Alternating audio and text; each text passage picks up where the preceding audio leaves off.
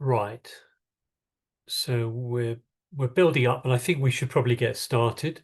Uh, Welcome everyone. Thanks for joining. I'm Paul De Silva. I'm chair of the Front Gardens Network on behalf of CPRE London, and in my other guises, I represent National Park City Front Gardens Project, and I also work on the loss and restoration of front gardens, wearing another hat as chair of the Quaggy Waterways Action Group, a river restoration group in Southeast London. So that's me. In terms of format, we have an hour. Um, this is deliberately a kind of lunchtime online session. We do have a bit more time if discussion gets particularly lively, and we can carry on till 1:45 if need be. But if you need to drop off after the hour, that's absolutely fine. We have two great guest speakers who will present and set the scene, and then we'll have 20 or 30 minutes for discussion, questions, open chat. In terms of chat, please put your name in the chat box, if the control at the bottom or wherever it is on your screen. So I'm doing mine now. So that's me. Um, and the uh, we'll use the chat function during the session for any comments or questions. We'll take questions after both speakers have presented, so have a think about it or put it in the chat box and refer back to it. I'll also keep an eye on the chat box and identify any particular points that crop up to me. And by the way, during the session, if you can um, turn off your microphones, and most of you have.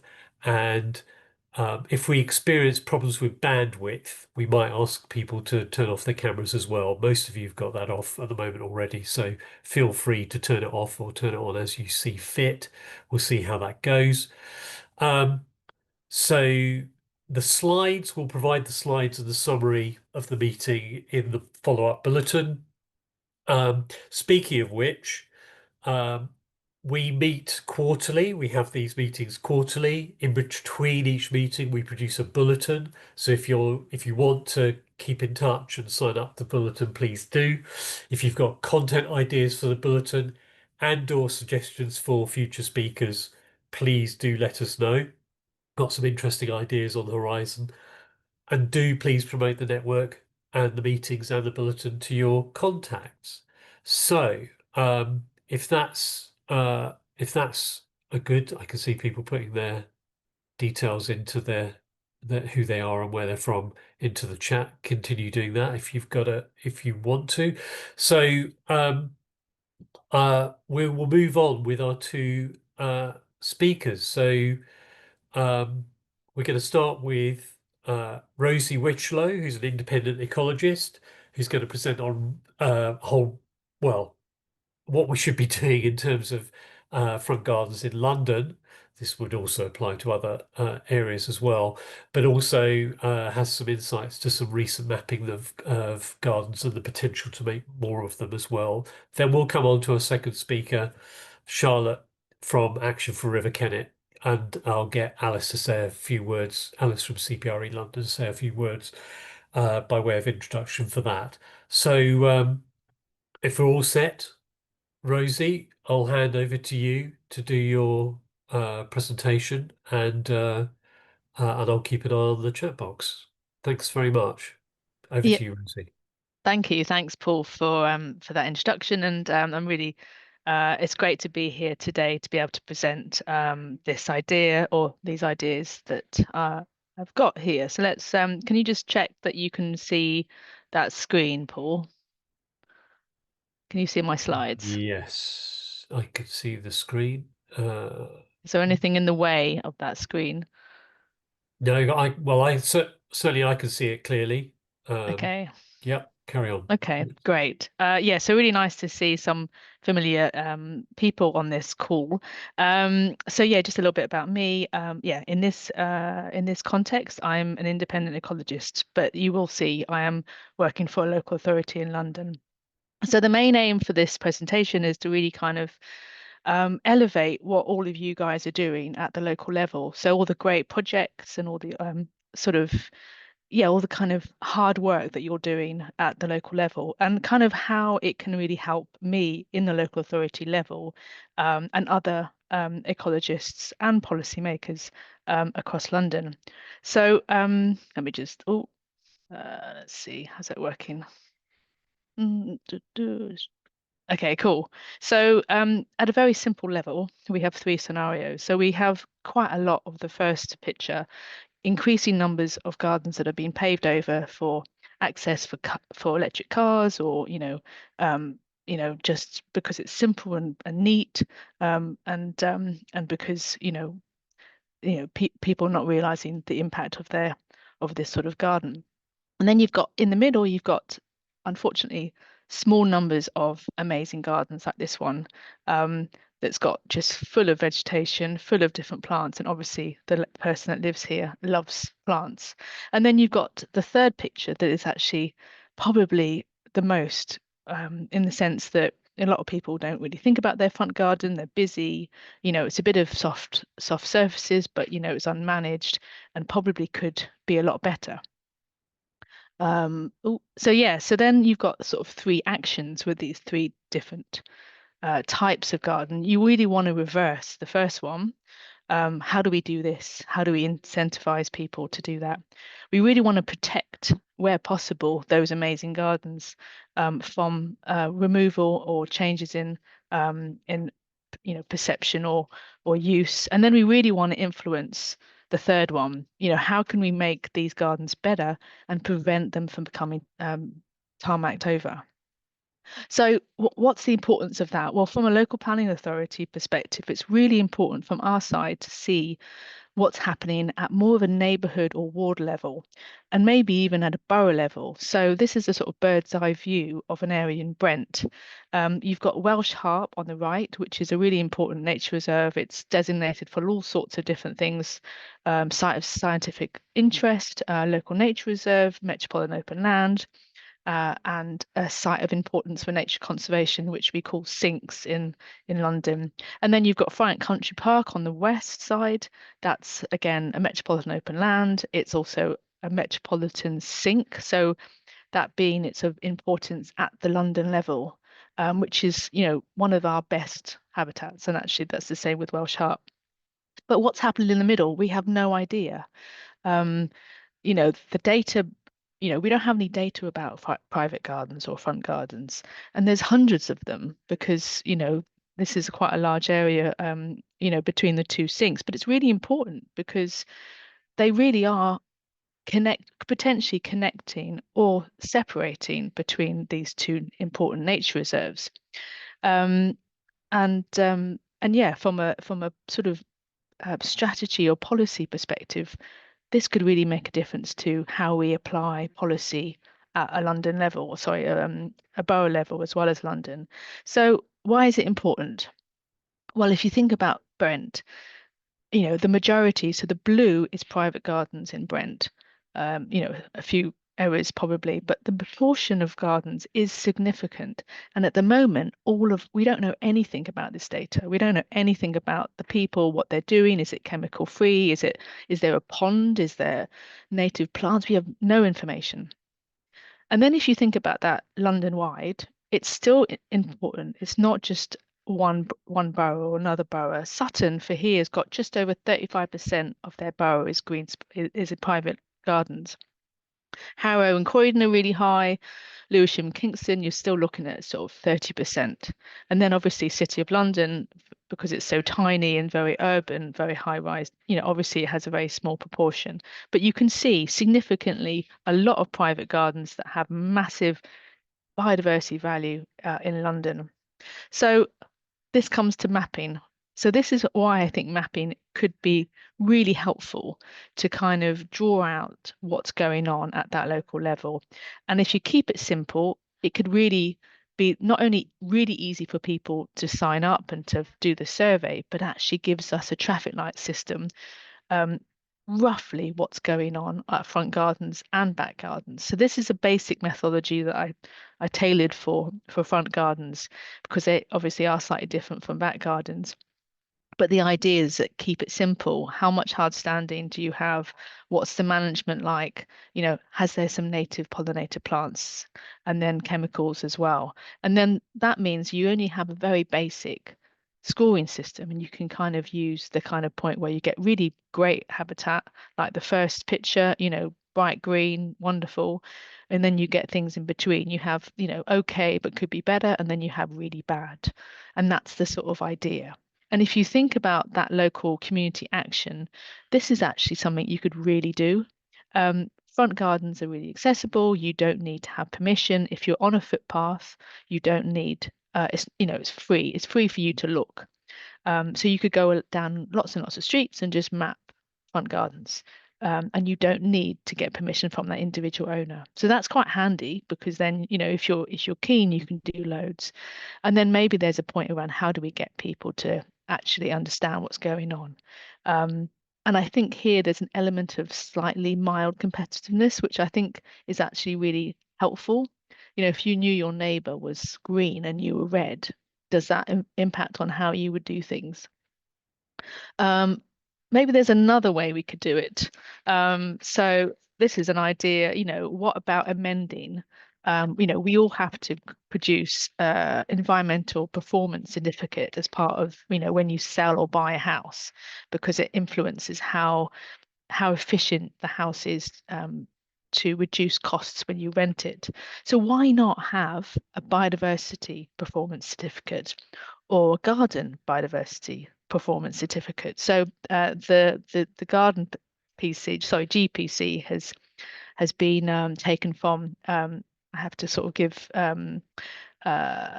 support for two people that are on this call, Mark and Joyce, who that's their terminology for the same idea. And we know it can be incentivized. We know that when the government put in that 25 or 50p cost to bags within a supermarket, so Tesco's and Sainsbury's and Morrison's, how overnight the change of um, habit happened because it was just tiny amounts of money. So, is there a way to do it where we do exactly the same thing?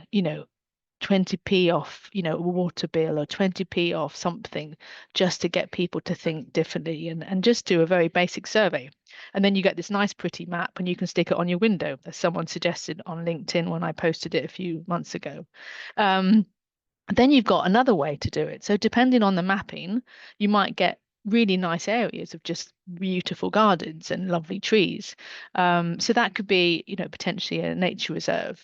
And they do have that idea in America. And I think other places around the UK, the wildlife trusts have had similar um, schemes, but there's never really been anything that's come out of them. There's no synthesis at a local at a more strategic level. So they're nice projects, but we're just reinventing the wheel. We're not taking that and bringing it up to policy, legislation, designation levels. And I do think that's really important because we do need to bring this all together. There's so many people on this call, people feel very passionate about the importance. We all have a role here, but it's not being recognized. So yeah, depending on so in this case, super green, lovely connections, really helping to support nature recovery at a more strategic level, linking the nature reserves at either side. This can be a local thing, so through neighbourhood plans, you could identify important streets. You could do it at a borough or London-wide level by designating it as a SINC, so a neighbourhood nature reserve, which is another term that Mark and Joyce has highlighted, and I've taken it with permission on this presentation, because these all identify important streets that may help other people to follow suit. And then the picture of London on the left-hand corner is kind of saying, well, we could have a SINC or neighbourhood nature reserve in every borough because that would relate to the SINC network. But why not have a ribbon? Why not have a donut across the whole of London, linking between, the Green Chain route or the London Loop, which are those long distance walking routes, and think about how we could create a ribbon that becomes a sink of metropolitan importance. Some might be really some might be really important, like super amazing, like beyond incredible. And I'm sure people who create those gardens are actually really passionate gardeners and really want to protect and enhance. For example, there's a garden in Sutton, or there's loads of gardens in Sutton because they're on chalk grassland. They have loads of orchids and loads of like, wild species that, actually are in huge decline because their priority habitat is being removed. But in gardens, it's being protected. So that's an example of maybe where the protection would be relevant.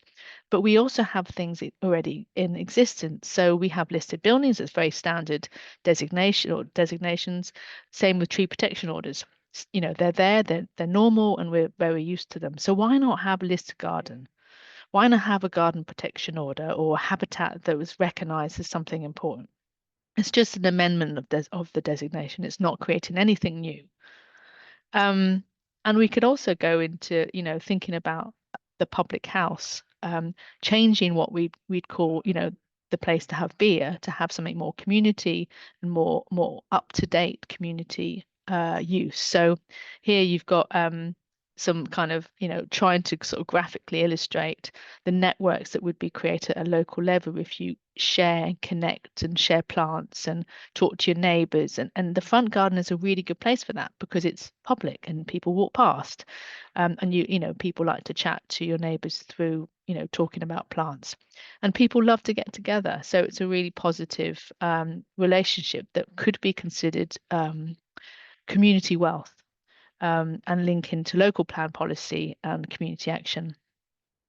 And I think the major issue we have, particularly around this new legislation called biodiversity net gain, is that everyone thinks that gardens are unenforceable. So therefore, it's, most of them are exempt from having to deliver a net percent of 10%. But actually, that's not true. I mean, we have the garden opening scheme where people go along and enjoy looking at people's gardens, and then the money gets generated to support a charity. That if you did that, then it wouldn't be unenforceable. You could have that open a couple of times a year, and that would be fine. And likewise, a listed building is still private, but that's still recognised as an important designation, and they have to look at it and treat it with relevant you know kindness when it comes to building and adding different materials. So yeah, uh, yeah, so then we can move. Missing my point. Yeah, so we've talked about health and the value of that. And then the last idea, which is through sort of, I've been reading a few books recently, and there's a big movement at the moment around protecting rivers through the rights as a living entity. So I think maybe a couple of places like the River Wye have been recognized as a sentient being. So in this situation, if you think of the Brent River catchment, the whole river catchment would be needing to have some consideration for this living entity, which is the river that leads into the Thames. And by the protection of the catchment, perhaps there would be a need then to take a payment for any garden that was 100% concrete, unless they could reverse it and take away that hard standing to reflect the need for the flood issues, and all the kind of misconnections that happen that really affect pollution into these river courses. And that's it for me. So thank you for listening, and I look forward to taking questions at the end of the session. Thanks, Rosie. Thanks, Rosie. So what you've done there, you're trying to reclaim, redesignate and reclaim the whole idea of protected status, aren't you? Draw it back down to the hyperlocal rather than it being some kind of high fluting designated protected status. Um, yeah, I love that. It's kind of taking back control in a good way. I think that's my interpretation of that. I've seen some comments um, in the chat uh, about partly about the biodiversity net gain comments and some of the mechanics of the idea of hedgerow protection as well, Hmm. and how to pay for that, and small amounts of funds that would be minuscule, um, taken away from a bill, but used for something that people would actually see. Yeah, lots of stuff kind of under the kind of taking back control and re-owning reclaiming the protected status in there. So have lots of that. Thanks very much. Very stimulating. I'm going to bring in Alice from CPRE London, who's going to do a preface to our second speaker. Over to you, Alice. Hi, thanks very much, Paul, and thanks, Rosie, as well. That was really interesting. And I was thinking about how part of that ecological mix needs to be water as well. So, collecting rainwater, river pollution, and front gardens, what's the connection between all of those? So, I just wanted to say before Charlotte speaks, we've been really interested to hear from her because her talk is about attenuating water, so collecting rainwater and stopping it going into the sewers, because in London, in very large parts of London, the rainwater sewers and the foul water sewers are mixed. And so if they become overwhelmed, that sewage overflows into the rivers. So there's a very direct connection between rainwater and river pollution.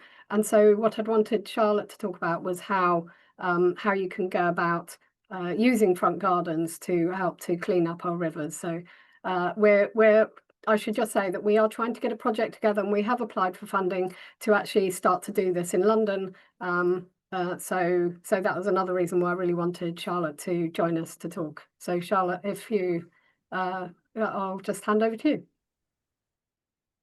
Brilliant. Thank you very much. I'll try and navigate the trauma of slide sharing. So hopefully, if I do this. And sorry, I didn't introduce you properly, so perhaps you can introduce yourself properly while you're getting that. I'll do that. Right, first of all, can you see my screen? Perfect. So my name's Charlotte Hitchmough. I am CEO of Action for the River Kennet. We are a rivers trust. So rivers are always at the forefront of our minds. And I just wanted to talk to you a little bit about a little context about why we need to rethink rain. An example of a community project we've done recently, and a few learnings from it, which I've called principles for successful small suds. So one of the burdens of working in this space is we have lots of conflicting language, and so SUDS is the sort of acronym for sustainable drainage systems, basically looking at ways we can slow down water within an urban landscape. So yes, that's my presentation, and I'm going to rattle on if I can get this to move on. Next slide, come along. Right. So a little bit of context. Some of you might be very, very familiar with this slide. Others might not have seen it before. But I think if you're doing any sort of project, the ability to communicate why is really important. And for those of you who don't recognise these stripes, they are the climate stripes. You can look them up for any part of the world where the data exists. And they are a representation in colour of the changing temperature. So this is the data at Reading, which is the one that's relevant to my catchment. So our river is a beautiful chalk stream, runs from Avebury through to Reading and joins the Thames. And yours will be very similar, but for people who are sort of a bit iffy about climate change, and some people still are, this is a really impactful way of saying this is what it looks like in real life. And the reason that matters for rain is that we're getting these patterns where we have much more intense rain when it comes and drier periods in between. And the Met Office have put together various bits of communication tools, and this is one of them. So if you have a little look at that graph, you can see they've sort of created a dot for every the average rainfall and temperature in 30 years. So as the dot goes up the screen, it means it's getting rainier. And as the dot goes across the screen, it means that the temperature is rising. And everything was pretty normal for a long period of time. So kind of in the 90s now. And then suddenly we burst out of that normal. And this is the phase we're living through now. So as the climate has got warmer, we are seeing different rainfall patterns. And the period of time when most of our drainage networks were put in was in a really stable climate period, and everything that was built made sense. And suddenly we're in a situation where we're going to have to work really hard just to stand still, because there's all this additional volume of water around, which is really impacting the way people are able to live in communities. Of Newbury, but again, this is a fun exercise you can do with your local built environment. So this is called, if you Google side by side map, you can get this screen. And so in addition to the paving over of front gardens at an individual property level, the general expansion into green space means that within our landscape as a whole, all that space that was available for water to soak in is no longer available. We've created loads of hard surfaces and the rain's got nowhere to go. And on top of that, as if it wasn't enough, we've got this really complicated drainage network that was built over a long period of time and was built with a safety valve within it, which meant when the going gets tough and the pipes are overwhelmed, they will discharge into the rivers. So a lot of the overwhelm on that network is caused by rainwater in that piped drainage network. So too much rain gets in, there is not enough space for the rain plus the poo plus the dishwasher plus the washing machine plus everything that's come from the shower, and its default is to tip into the river. So that's one of the pieces of data we've been seeing, and it's been a lot in the news around storm discharges from sewers, and we as individuals can have an impact of that on that by managing the rainwater within our properties. And so this is why this rain garden project, or front garden project, is so exciting. So this is my part of the world, and you have got plenty of chalk streams in London. So for me, a chalk stream is the most beautiful river, and I am a bit biased. All rivers are great. Hugh Fearnley-Whittingstall was at a conference a couple of weeks ago, and he said, if we can get rivers right, we can get a lot right. If we can't get rivers right, what can we get right? So for me, rivers are a good place to think about how we're managing our whole environment and how everything is linked. So we are creating a situation where our cool, clean, constant chalk streams are becoming warm, murky, and chaotic. So we're lurching from flood to drought, and we can influence that by managing water better in the whole landscape. So I've got a few thoughts about a project we did recently in Great Bedwyn. So Great Bedwyn is a small village, but a town is just a bigger village. It's still got houses, it's still got terraced houses. So there are a lot of similarities, and some of the gardens are big and some of the gardens are small. And so through this project, which was very much a partnership with the community, we offered residents a choice of 3 things. And we started by talking to the residents about what their wider objectives were and seeing how we could get our project to match what they were hoping to do. And through that conversation, we came up with a target that we were going to disconnect downpipe. So that's the pipe that goes from your gutter down to the drain. We were going to disconnect that on 2,000 square meters of roof area. We're going to divert rainwater that landed on the roof away from the drainage network. We were going to increase biodiversity by adding more plants and creating healthier soils, reduce rainwater consumption by making rainwater easy to harvest and then use around the garden, and as a result to reduce flooding and sewer pollution from overloaded pipes, because all that excess rain that was going into the pipes we would be either removing or slowing down. And as part of that, we would create beautiful functional gardens. And the project blew that target away. We did much better than our original target, and we got really good participation. So we had a really clear offer. We offered residents a rain garden, and by that we mean a shallow, free-draining planted depression that catches rain from roofs and hard surfaces. So we were just targeting roofs, and we provided a lot of support in how we helped people to achieve that. So Wendy Allen, who's on the call, did our first training event for us. We had a project officer working to help people create this. And we also worked really closely with a garden designer called Emma Binns, who advised on planting. And I think for these projects to work, you need a team of experts who can bring that solid knowledge, so that in 10 years' time, this project looks great. It doesn't look great for the first year. It continues to look great. So rain garden was one option that people were offered. The second was a water butt, and the water butts were there to do two things.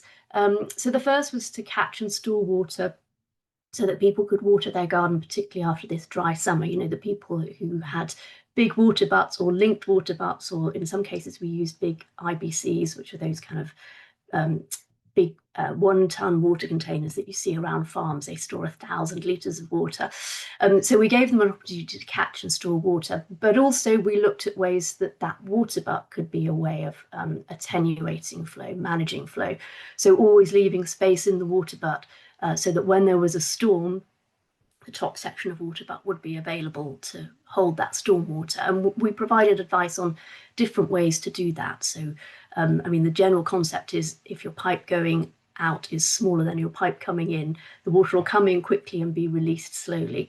And we offered a way of doing that, either linking to a rain planter and then a rain garden, or just discharging slowly back to the drain. But that the importance of that water butt serving two functions is kind of critical to success. And then we offered rainwater planters, and by rainwater planters we mean a planter that will catch rain, hold it, use it, store it and release it slowly. So a rainwater planter isn't just a planter that you've put a downpipe into. A rainwater planter is a planter where you have thought carefully and created a mechanism for releasing the water slowly. And we provided a way of people being able to either adapt existing planters or create planters. We use a lot of I'll show you an example in a minute, but we use a lot of galvanized cattle troughs, repurposed galvanized cattle troughs, and a design that we worked with Wendy Allen to come up with a few years ago, and we've got some of those that have been in place for 8 years now, and they're still performing really well. So we're sort of confident in that design. So 3 really clear offers. And these are some of the examples of things that individual people created. The middle one is in a front garden, very big front garden.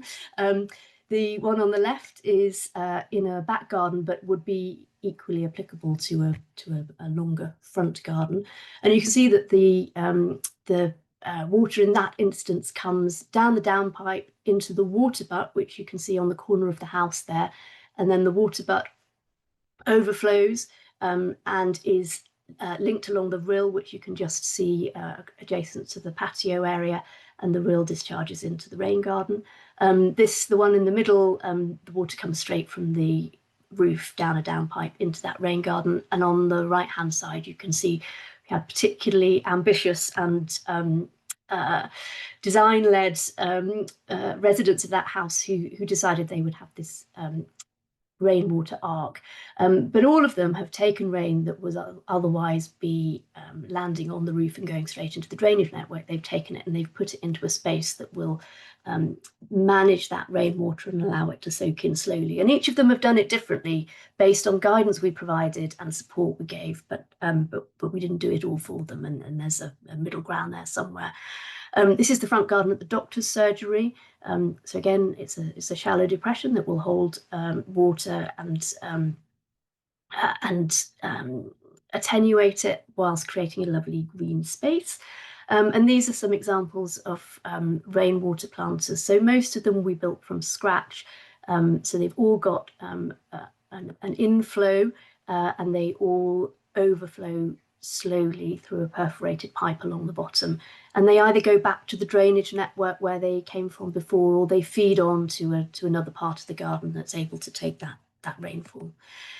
This is one at the village hall, and here are some examples of different people's approaches to rainwater harvesting. So some of them are part of a system that overflows and they perform an attenuation function, and some of them are just water butts, and some of them are a combination of a water butt and a planter, depending on what people want. So there's a lot of choice out there, and different people chose different things. I just wanted to touch briefly on thinking about what makes a project good, and trying to keep ourselves honest on what we're actually achieving. And the Syria SUDS manual refers to these 4 pillars of SUDS, and I think it's always worth coming back to them.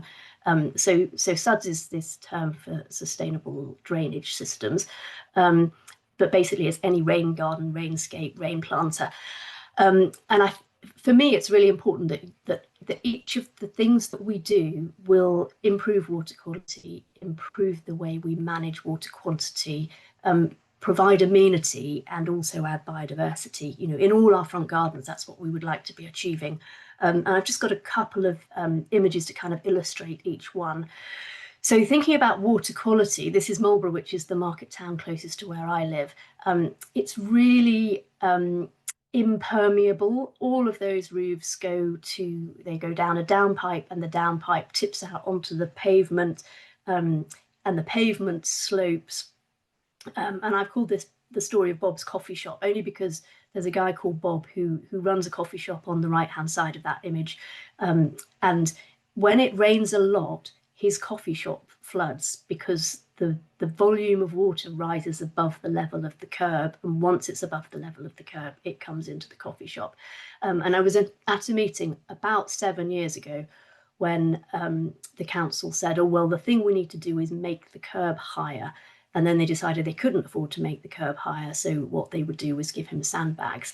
Whereas really what we should be thinking about is how can we attenuate the flow further up the catchment. And we are now, I'm pleased to say, working with the town council, looking at ways that we can put in rain gardens and rain planters. And there's other work going on in the wider landscape. But we can think away from think upstream. So it's, you know, can we intervene upstream to prevent a problem at the bottom of the hill? And sometimes that's taking all the rainwater out of the system, but often it's just slowing it down. So thinking about that curb level, it's only a problem when the water gets above the curb, which is in a heavy rainstorm when all the water comes at once. If we can get to a situation where we can slow the water down enough so it's always below the level of the curb, then there's no problem. So it's not necessarily about catching all the rain, it's about slowing it down and releasing it at a rate that the system can cope with. The second thought is around improving water quality. So wherever we can take water out of the system and slow it down, if it's been through a rain planter, it'll come out cleaner at the end than it does at the beginning. But if we can stop it washing across roads and picking up detritus as it goes, and if we can stop stormwater overflows because we're not overwhelming the drainage network so that they're overflowing into the river, all of these have a positive impact on water quality. And biodiversity, you know, we know there is a biodiversity crisis in our country. You know, the UK is not well placed on the world rankings of biodiversity. And we were talking earlier about the sheer area of private garden that's got a massive opportunity to impact positively on biodiversity. So the more plants we can put in these interventions, the better. And often if you look at sort of a typical developer approach to improving drainage in a sustainable sort of way, often the solution is plastic crates in the ground, and that's performing a function around water quality, but it's not doing anything for biodiversity. So we're really promoting above ground planted features that help water management, but also create beautiful spaces that are biodiverse and help us reach those biodiversity targets. And then the last one is about amenity, which is about creating beautiful spaces. And these are 2 photos of projects we did with Wendy. And this sense that we can make any space more interesting and prettier, and we can think about ways that they could become places where people can learn, as well as greener spaces that people can enjoy. But also to honestly think, will it look good in 5 years' time? Will it look good in 10 years' time? And I think that's about involving experts who will be able to give you good planting advice, so that when you walk away from your project, part of your team has been someone who is able to give you the advice you need to plant plants that will thrive, so that it still looks good further down the line. Very briefly, because I am running towards the end of my time, I think it's really good to know your numbers. So to have a think about how much water are you really going to be dealing with, and what intervention you're putting in. Is it going to manage, so that you can be confident that what you're doing is realistic. And in this context, Google Earth is your friend. So this is a snapshot of a roof of a house in Putney, and the garden there with the checkered footpath. I just did a little perimeter around that little section of roof, and Google Earth says it's 36.64 square meters. So so I put that in my little roof area. And if you multiply that by different sorts of rainfall, you can get a sense of how much water is going to come off that roof area and what you might need to put in place to be able to manage it. And it just gets you to think realistically. So in a 5 mm rainfall, which is kind of like a normal rainy day, about 180 litres is going to come off that bit of roof. But in a sort of heavy rainstorm, so you would report back it had been a pretty rainy day, you're heading towards, you're over 600 litres. And in a 1 in 30 year storm, you've got 1,900 litres. So that's a lot of water. So it just gives you a way of thinking about what's going to happen to this water, how much of that can I realistically take, and what interventions am I putting in that's going to manage that. And I think it makes you create a more honest project. So it's worth giving a little bit of thought. And I think, coming back to the importance of partnership, these projects work better when you've got a mix of skills in them. So you've got someone who can help you with your numbers, you've got someone who can help you with your plants, you've got someone who can help the community to deliver. Not everyone has got a drill. So you can provide a free water butt, but for some people, installing the free water butt that's a challenge right there. So you need support to help people be able to implement the things that you think are a great idea. And there are other organisations working in this space. So there are rivers trusts, there are catchment partnerships. There's a catchment partnership covering every bit of the UK. So find out who your catchment partnership is. Get yourself in the room with the other people thinking about water in your local area. So our project, the one I was describing just now in Great Bedwyn, ARC delivered it. It was funded by Thames Water and the Department for Education plus Wiltshire Wildlife Trust, but it was very much imagined with Great Green Bedwyn, and it was we'd spoke to them really early in the process and looked at what their objectives were and how we could match them. And within your catchment, there will be other things going on. So these little these are natural flood management interventions we're talking about, and there will be other people in your catchment doing similar things at different scales, and making sure your project is linked in with those, I think, is a really important step to take. Oh, I didn't know that was going to do that. Somebody planting a lot of trees. Brilliant. I'm going to stop there, but I'm very happy to take any questions.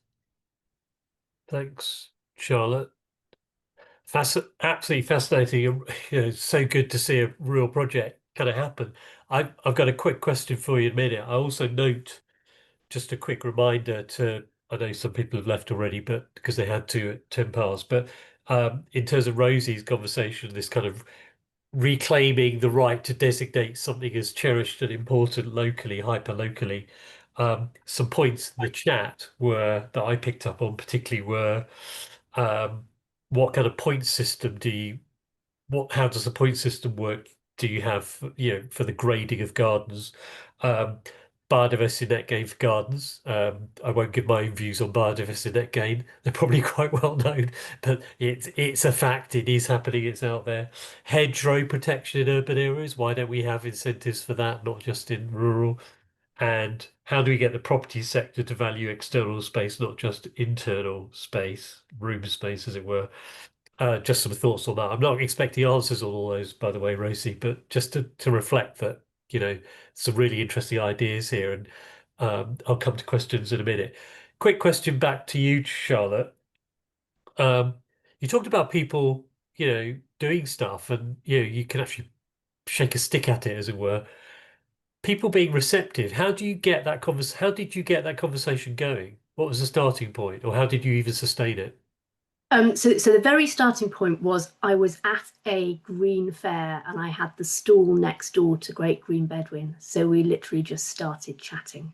And through that conversation, we realized that what the Great Green Bedwyn group were trying to do, which was about sort of a much broader green agenda, we shared some common ground, and managing water is pretty fundamental to most things. So it was quite easy to create that, find those synergies. So yeah, it started just with a conversation, but it was Yeah. very much, Okay. we were in the community, and then in terms of bringing the wider community along, we started off just talking in village halls. So we had a village hall meeting as our Build first. out that way, have ordinary conversations and find the synergies. That's what we find with the front garden stuff. There's so many synergies to other issues, and you can just kind of work both ways, I suppose. Yeah, thank you. Now, I'm sure we've got some questions in the room, or on the line rather, in the room. Does anyone want to ask a question in person? Like speak up, as it were? Or if you don't want to speak up and want to type something in the chat, don't be shy. I can I can see Alice has got a hand up. Go on then, Alice. You kick off, and other people will come in. Thanks.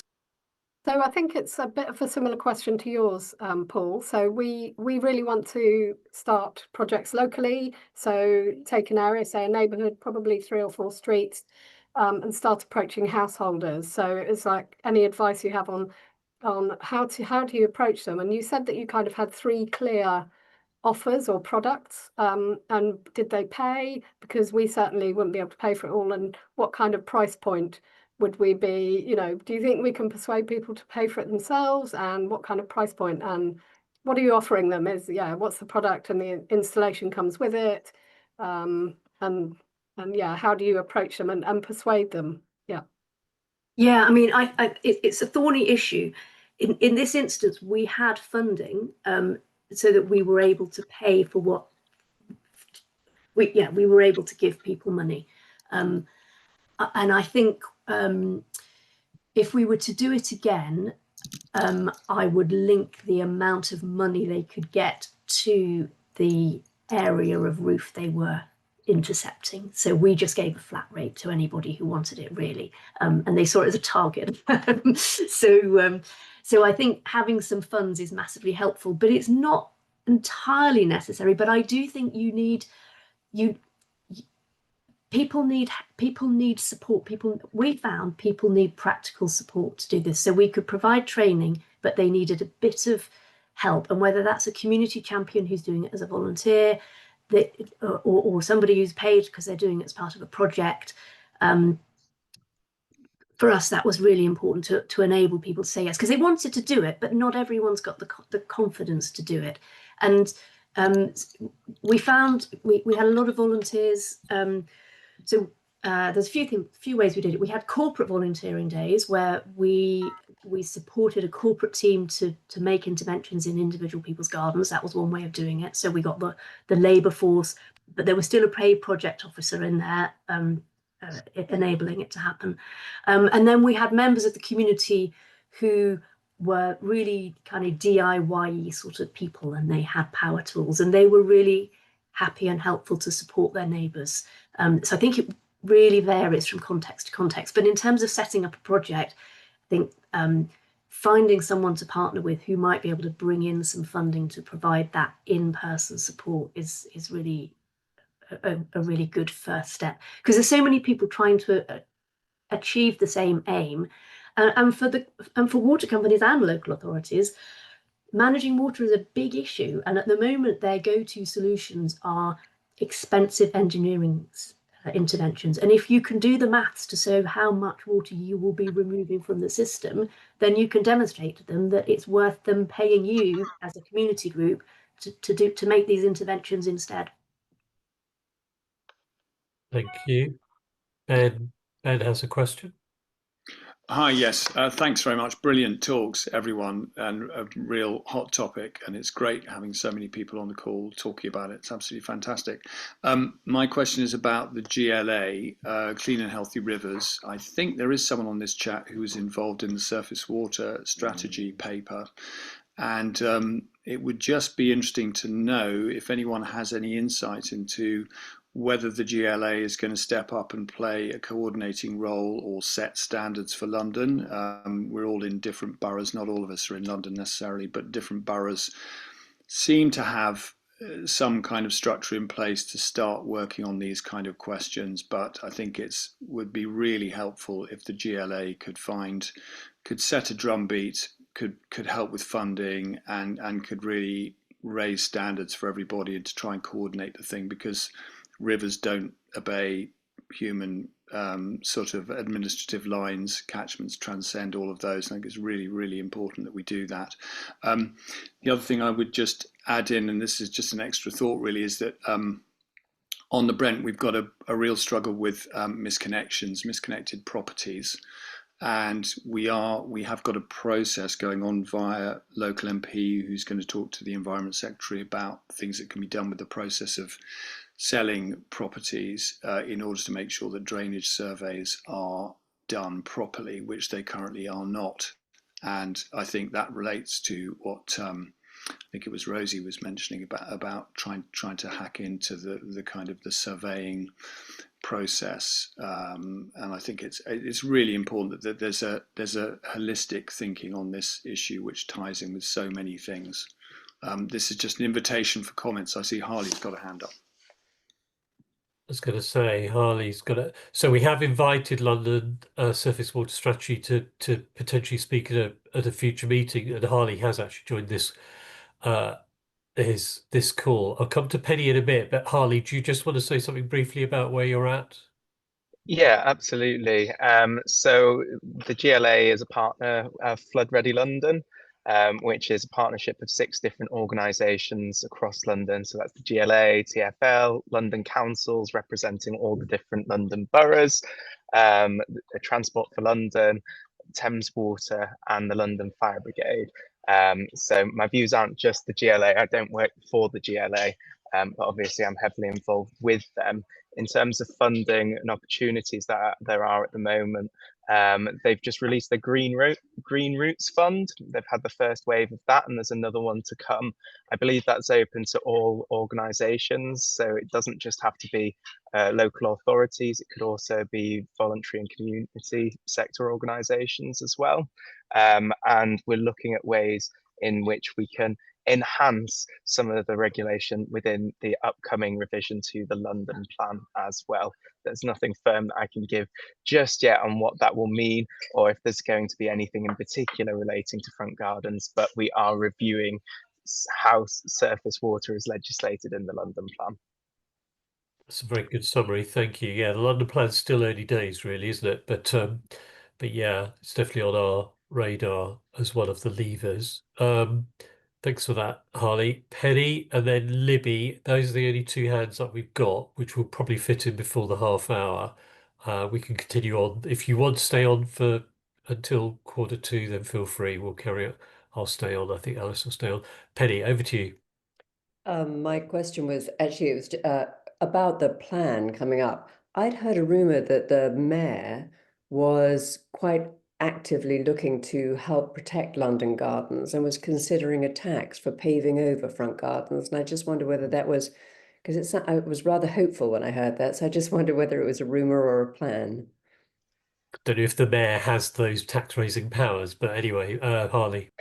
I'm not sure is the answer. It's not something that I'm aware of or I've heard about directly. But why that's don't we not to say start there it might as a not be rumor something. anyway? Okay, that's something I'll carry on lobbying for then.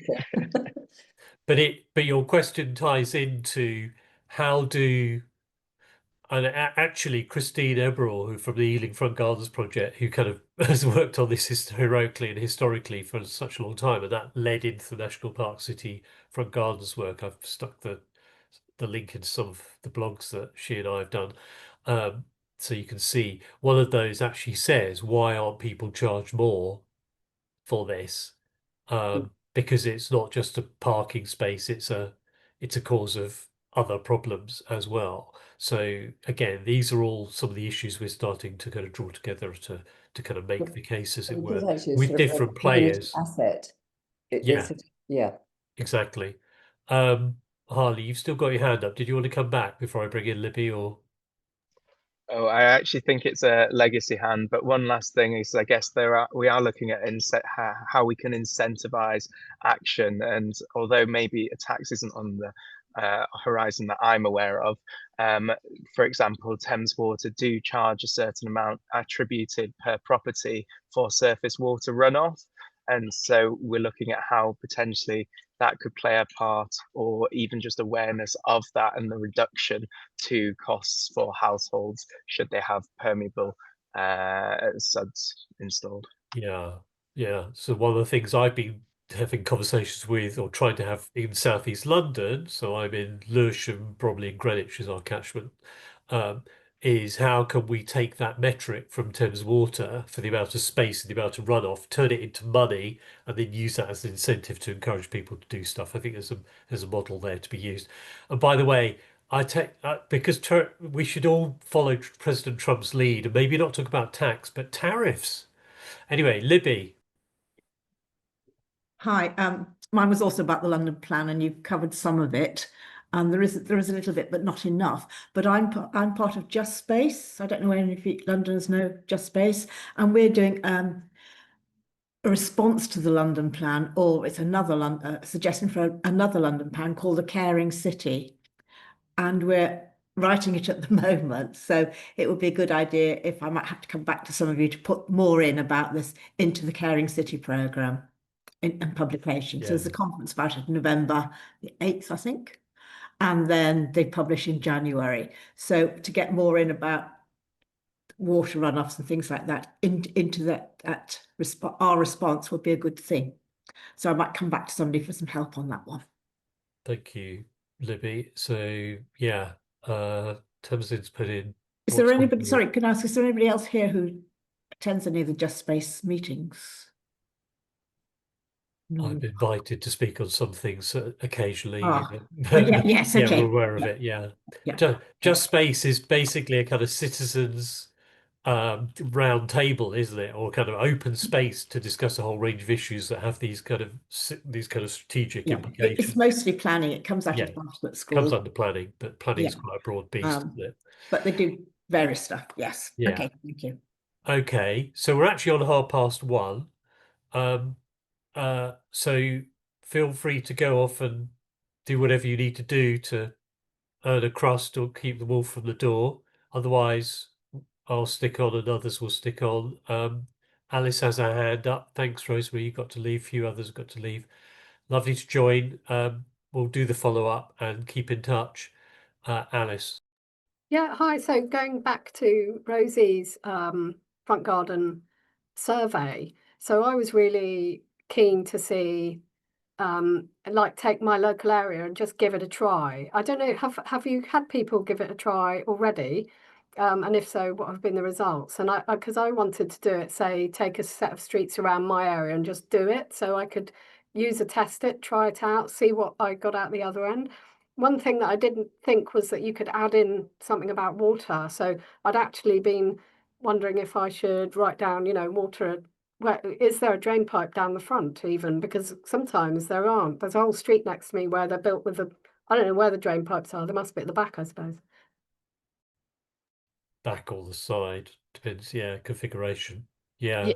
Yeah, Alice, that's a really good point. And to sort of admit, I'd actually done the sort of scoring system for back gardens, and kind of thought about it over a much longer time. And then yesterday I did one for the front garden. So yeah, you're totally right. It'd be really good to get something watery, downpipe, misconnection, because then that would trigger, that would link in with the issues that you have around the actual flooding, and kind of get people thinking, oh, what am I doing this for?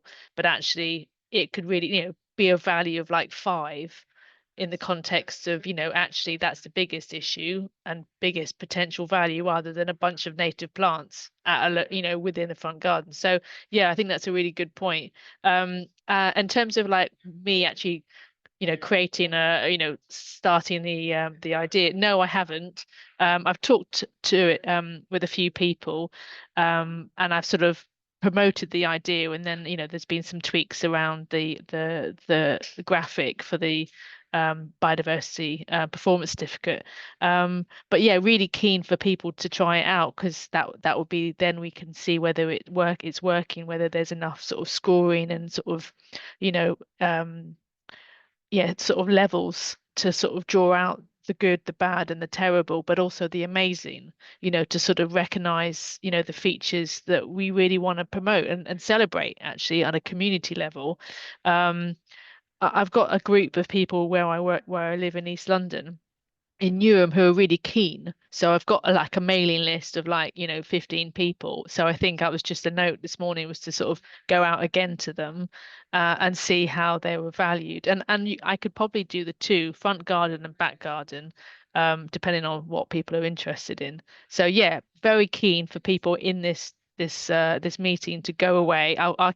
Someone mentioned, can you share the point system? So I'll share the point system with the amendment of the water thing, and then tell me what you think. So yeah, very keen for that. Sounds like we could workshop it, and then it becomes one of those toolkit things. But if we can tie it into, how do you then have the conversation, and then how do you turn it into practical action? Yeah, Yeah. I think that's really important, because to be very honest, everyone in this meeting are converted. We're all really passionate. We're really caring about what's happening at a local level. But to be honest, it's the people that will never come to this meeting are the ones we want to change and influence. That's probably 90% of the people in any borough. So really we need to find that tariff system. I quite like the idea, or some kind of plastic bag incentive to get people to do things differently.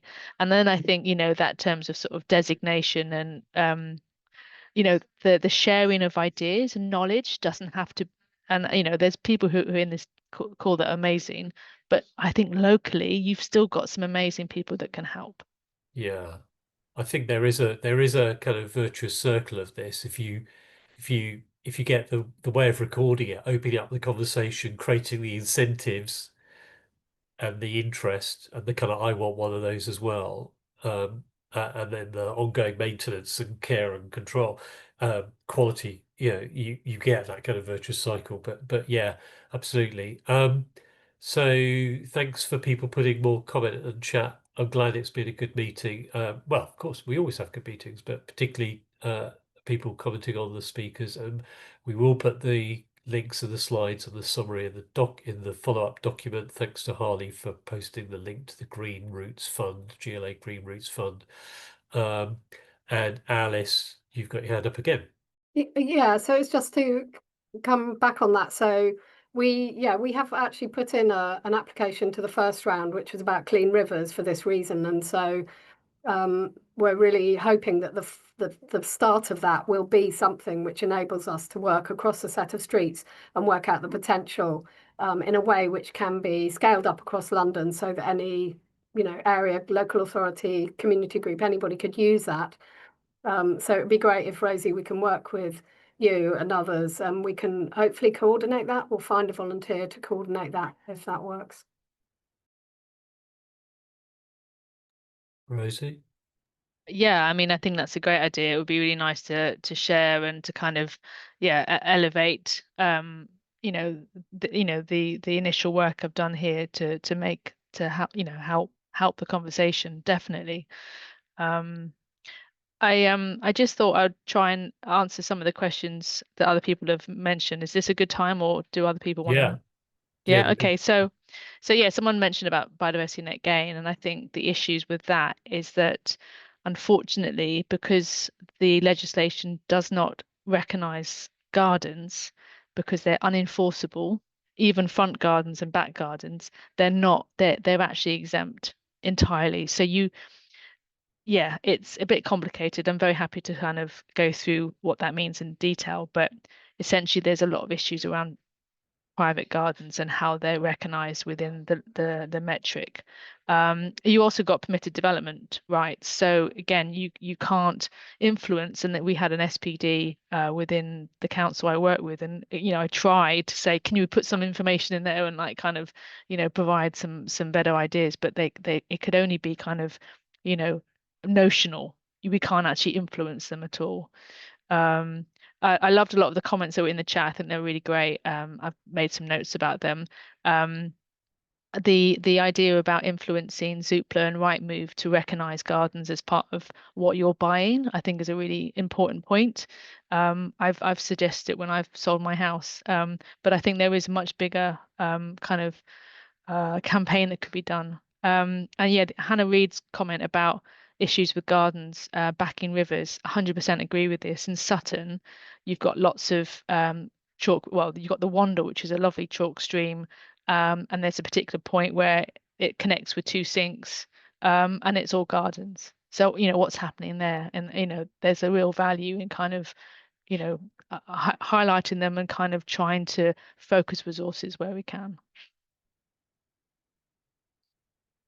That was it, really. Great, thank you, Rosie. Can I just come in really briefly yeah. to reiterate that whole point about rivers trusts and catchment partnerships, because they're already working in this space, and it feels like they're not always as joined up as they should be. So Southeast Rivers Trust, and they're very much involved in the Wandle and projects on the Wandle, and they've got advice, and so it's sometimes it feels like we live in different camps and we don't join up as much as we should do. And similarly, the new surface water catchment project, there are catchment partnerships already all over London, and it feels like that should be or could be more integrated. So that's my plea, to say, please use the networks that are already there. Yeah, it's a good point, Charlotte. So when we had an initial conversation with London Surface Water Strategy Group, when they did their first reveal, certainly I said, how are you making contact with the networks that already exist? And and by the way, they may be interested, but also hard pressed. So catchment partnerships have been around for a long time, but they've been running on empty for a long time too. And I know that the previous government was suddenly thinking, I mean, they hit the election, and it's gone quiet, and we're waiting to see. But in 2023, there was some discussion in government about trying to support catchments a bit more, because it just makes so much sense to think at a catchment-wide level. What other level are you going to operate at, really? If you're discounting that, it doesn't make sense. But those plans never hit the rubber, never hit the road. But obviously, under the new government, I think we can still call it a new government, where we've seen the results of the Independent Water Commission that came out in July, and one of those is for one of the proposals under that is to be far clearer about how you're organising yourself below the national level, or the local to sub-regional level. And again, that lends itself to catchments, but a lot of the catchment groups are doing some really good work, but it's largely voluntary, and it's done, not to undersell that, but there's only so much you can do when you're trying to do loads of other stuff. So I think we'll have to see how that goes, but it certainly makes a lot of sense. We're nearly there. I see Harley's got his hand up. I was just going to ask Rosie, and just this kind of workshopping your indices, your garden matrix. I'm assuming maybe I shouldn't assume. To what extent have you also driven it with other colleagues in other boroughs and areas? Yeah, I've shared it with Wilder Gardens, so Joyce and Mark on this call, just to sort of kind of a sense check whether it's makes, whether it could work. But other than that, I haven't shared it at all. It's very new.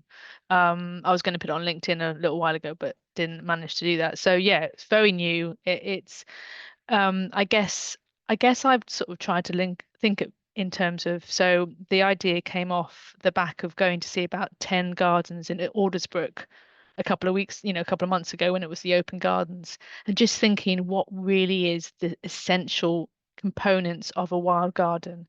And I think, actually there were, like 4 or 5 things that really made a difference for the gardens I visited. And I guess I was just trying to really reduce it down, because there's lots and lots of people in London doing some wonderful garden surveys. I think it's Lambeth or Wandsworth. They've got a really detailed survey they've sent out, and I think it's, got, say, 400 people signed up or something, or maybe a bit less. But I don't want it to be detailed. It's not about detail. That's like a rabbit hole. It really has to be 1 minute of your time to fill it in, because I think that's where the real value is, because it's super simple and everyone should be able to do it. Okay, that's useful to know. So nearly there. Harley, final word to you. Yeah, you summarised a lot of what I was going to say, actually, Paul, in that, the Cunliffe Review that's been published recently recommends catchment partnerships as a good approach, and one that the current government is going to endorse. But as was also mentioned, we need to make sure we're not working in silos and we're all working together rather than against each other. But for example, the River Partnerships of London, we're in contact with them. We actually met last week at a senior level, so senior people from their side and our side, discussing how we can work together. Obviously, there's some differences that we're looking to do from some of the great work they're doing at the moment. So obviously it's river focused, very natural flood management focused. We're looking at involving other partners. So for example, TfL isn't part of those existing partnerships. There's lots of work going on to improve the roads in London. We're looking at how we can create safer junctions, but also introduce SUDs with wider benefits, so both flood risk and heat risk. But then where there is something that would come under natural flood management, let's say putting in some swales or engaging the community in some of these initiatives, then we would fully support the other partnerships to deliver that, because they've got more experience and a network and a track record of doing that. So something we're aware of and wanting to collaborate with those other groups that all have their specialisms and existing networks. Great. Thank you, Harley. Thanks for joining. Well, that's it, folks. We've run our course, and thanks for staying till the very end. Very fruitful, and we'll get the notes out, and the newsletter, next newsletter. Any ideas for the newsletter? Any ideas for speakers? Thanks very much to our 2 speakers today.